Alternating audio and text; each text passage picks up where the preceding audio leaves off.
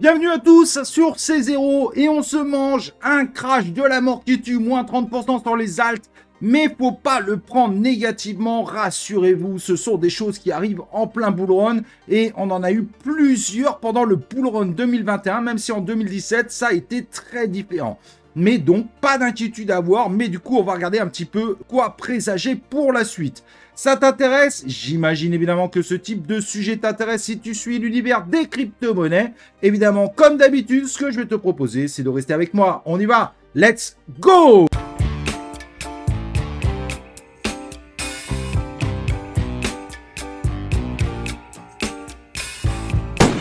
Et donc, comme je disais, nos marchés se portent pas bien et on va faire un petit tour évidemment du marché. Et ensuite, on va regarder comment prendre ça. Il faut prendre ça positivement. Ça peut être un très bon correctif, surtout pour ceux qui prennent du profit régulièrement pour faire des recharges extrêmement intéressantes, comme on l'a vu d'ailleurs sur les précédentes vidéos. Au passage, n'oublie pas évidemment de t'inscrire sur la chaîne YouTube, d'activer les cloches de notification pour recevoir mes prochaines vidéos et mes prochains lives en notification.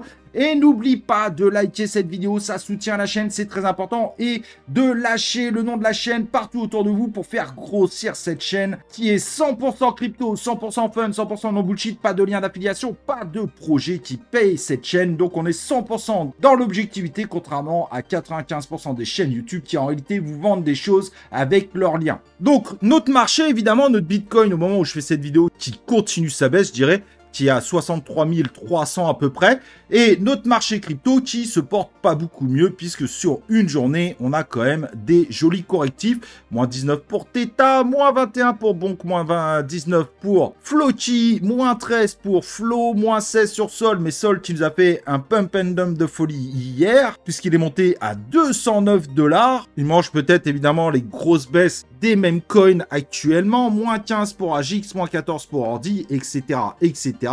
C'est simple, on peut pas faire pire là-dessus. Et évidemment, ceci se retrouve également sur le top 100 sur une semaine où on a de plus en plus de cryptos qui dépassent les moins 30%. Évidemment, c'est le Total 2 qui va nous intéresser. Ce fameux Total 2 qu'on a ici qui prend une sacrée cartouche puisqu'il passe de environ 1269 milliards à 1055 milliards, ce qui fait une sacrée baisse. On est entre moins 25 et moins 30%. Évidemment, ce correctif peut continuer, mais en termes de recharge, normalement, vous avez déjà des très bonnes choses à faire, surtout si vous récupérez du profit au fur et à mesure. Il y a de très bonnes opportunités actuellement sur le marché crypto. On va pas se mentir, c'est au moins un des avantages. Et évidemment, attention à ne pas partir dans la peur de la suite. Tout est en train de s'écrouler, c'est la mort de la crypto, c'est la mort du Bitcoin. Tout va mal, on va tous mourir.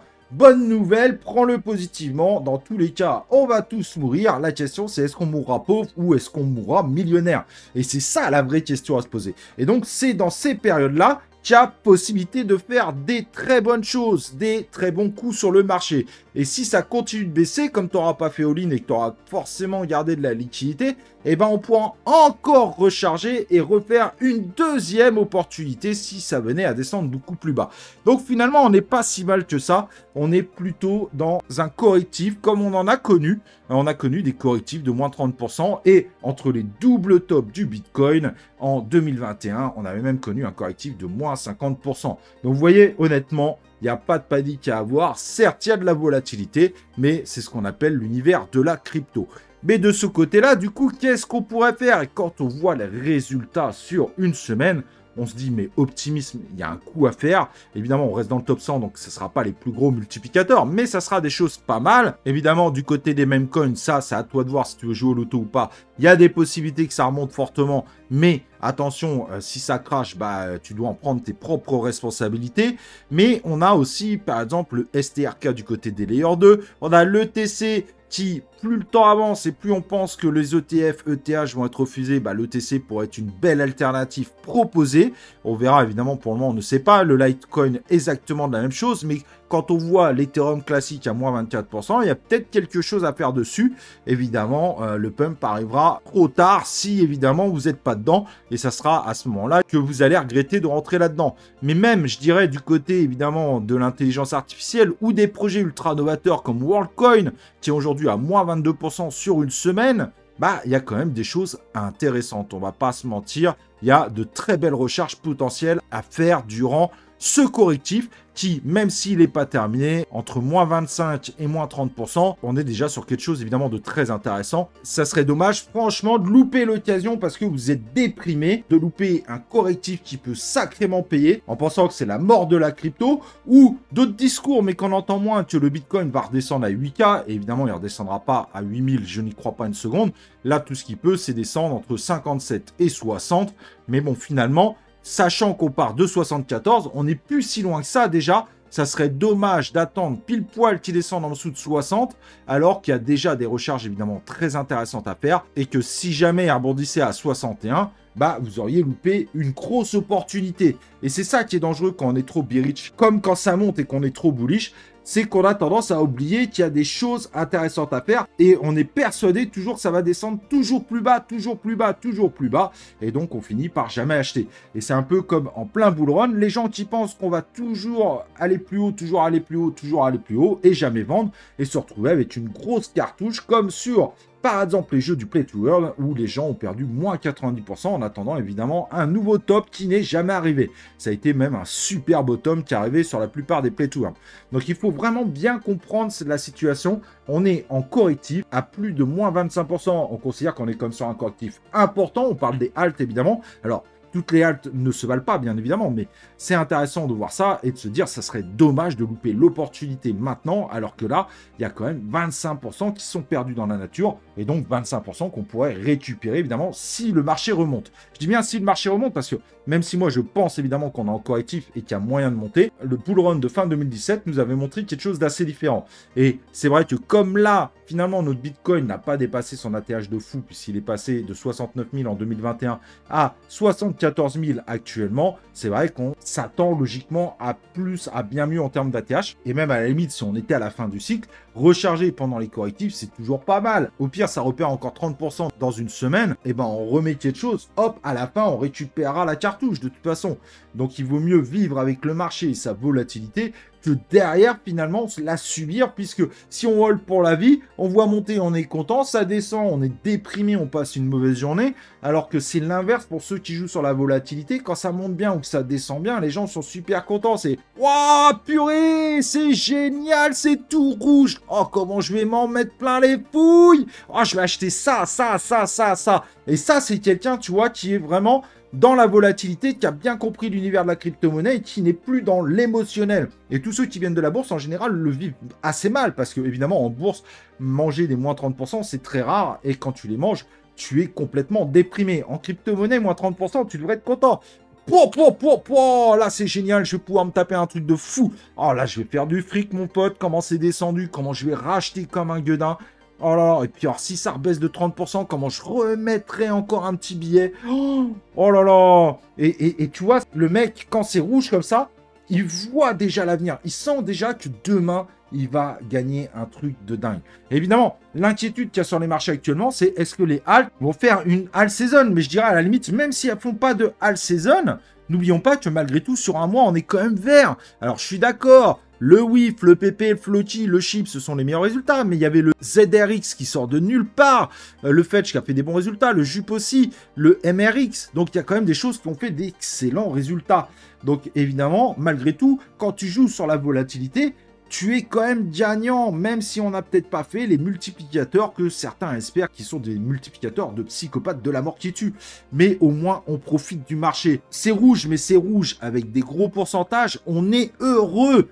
Les moins 30%, ça nous fait plaisir. Surtout quand on est sur des tokens auxquels on croit, des projets auxquels on croit. On n'a toujours pas eu, en effet, de alt season, mais on se dit qu'elle va peut-être arriver un jour. Donc, c'est peut-être vraiment le moment de recharger. Tu vois, pour ceux qui adorent l'univers Ethereum, super bon plan. L'Ethereum qui a bien craché. Le Lido qui fait moins 30%, qui est numéro 1 du marché du staking d'Ethereum. Le mec est super content. Pour celui qui croit que les métaverses reviendront sur le devant de la scène, surtout les métaverses sociaux, Mana, moins 26%, Sandbox, moins 26%, c'est des superbes opportunités, surtout que sur le mois, Sandbox, c'est que 12% de hausse, et finalement, sur l'année, il est en baisse de 15%, et du côté de Mana, c'est un petit peu les mêmes résultats, 13% de hausse sur un mois, et moins 8% sur l'année, donc tous ceux qui croient au métaverse social, a vraiment de grosses opportunités. Moi, je n'y crois pas personnellement, mais c'est peut-être eux qui ont raison. Tous ceux qui espéraient rentrer dans le TIA, vous imaginez, hein, le TIA, c'était une folie, je l'ai complètement loupé. Bah, sur le mois, il est à moins 32%. Il est passé de 20,23 $ à 12 $. Il a quasiment divisé par 2 par rapport à son ATH. Donc, il y a quand même des grosses solutions. Il y a des grosses choses pour ceux qui croient vraiment à l'univers de la crypto-monnaie, qui veulent faire des bons chiffres. On va pas se mentir, on a une occasion en or, en réalité, d'améliorer évidemment nos résultats. Tous ces correctifs sont justement des atouts pour, si jamais notre bull run était moins fort que le précédent, bah finalement tout faire pour que nous, chez nous, dans nos wallets, ils soient toujours aussi forts, toujours aussi pumped up. Et c'est ça où on peut gagner énormément, ces volatilités. Évidemment, vous imaginez, vous vendez une partie en haut que vous récupérez en bas, vous avez gagné 30% en lissage sur cet achat. C'est un truc de dingue. Donc, c'est vraiment, il faut vraiment le prendre comme une opportunité. Là, vous avez vraiment moyen d'exploser vos wallets et de faire de gros sous grâce à ce type de correctif. Et c'est pour ça qu'une partie des gens dans l'écosystème crypto sont super contents. Ils ont une joie de folie parce que eux, ils voient demain. Ils regardent pas aujourd'hui. Ils se disent: oh là là, imagine demain avec ce correctif de la mort qui tue. Alors que finalement, les gens qui ne sont pas habitués, eux, sont complètement déprimés. Ils ont hold, ils n'ont jamais pris de profit. Et là, tout ce qu'ils voient, c'est que par exemple, celui qui avait 1000 balles, il voit que son wallet est descendu à 700 balles. C'est horrible. C'est complètement horrible comme sensation. Sauf que ceux qui vivent la volatilité, eux, ils voient qu'ils ont vendu en haut, ils rachètent en bas. Et finalement, bah, quand ça va remonter, ils seront à plus 30% sur ces rachats. Et donc, finalement, pour retourner au même prix, pour eux, ça ne sera pas le même ATH. Pour eux, ça sera un ATH bien plus élevé.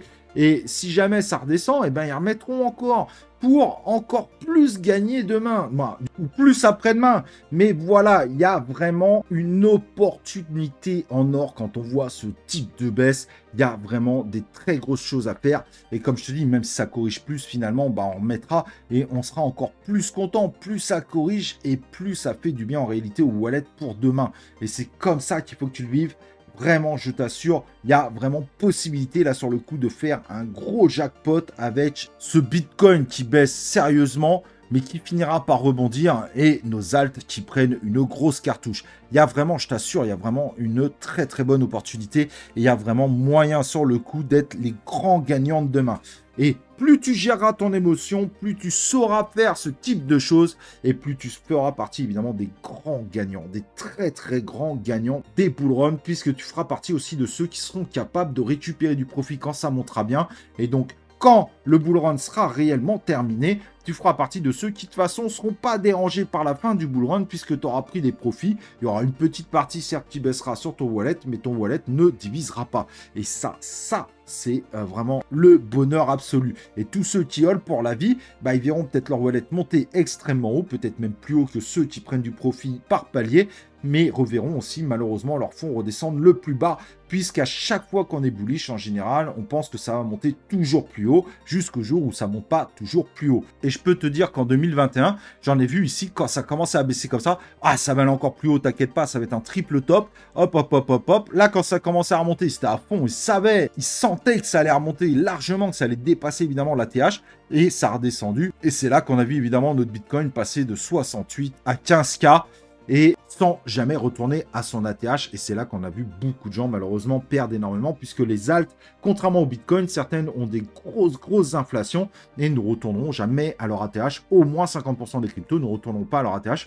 Donc, ça sera des pertes sèches et des pertes qui ne seront pas rattrapables en holdant. Donc, si tu joues la volatilité, oui, tu monteras moins haut à la fin du bull run par rapport à d'autres qui te font des super annonces, mais comme eux, de toute façon, ne sortiront jamais, eux, ils se mangeront the cartouche of the cartouche, alors que toi, finalement, à la fin, tu seras un des gagnants de ce bull run. Et en général, en temps de bull run, les gagnants ne sont pas du tout une majorité, mais bien une toute petite minorité des gens qui sont là sur le marché. Voilà, j'espère évidemment que cette vidéo t'a plu, t'aura donné de l'espoir, t'aura donné envie, t'aura fait dire on est sur une super période, ça fait plaisir une telle baisse. Si c'est ça, c'est que cette vidéo a bien fait le job. Et évidemment, comme d'habitude, on se retrouve pour un prochain live ou une prochaine vidéo de C0.